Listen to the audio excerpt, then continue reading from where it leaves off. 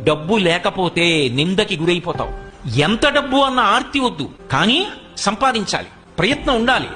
ఆ ప్రయత్నం కూడా చేయకుండా ఒక్క రూపాయి సంపాదించకపోతే అమ్మ నిందిస్తుంది.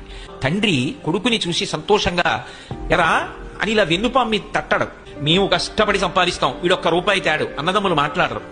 సేవకుడు చెప్పిన పని చేయడు, ఒక్క రూపాయి ఇవ్వలేవు గాని పనులు చెప్తావా అంటాడు. భార్య కూడా ప్రియమార ఆలింగనం చేసుకోదు.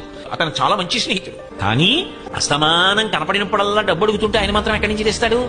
అందుకని ఇట్నుంచి ఈ డబ్బు సంపాదించిన వాడు ఎడుతుంటే అట్నుంచి మంచివాడైన స్నేహితుడు ఇలా వస్తుంటే వీడిని చూసి పని లేకపోయినా ఇటు రావలసిన వాడు అట్టడిపోతాడు.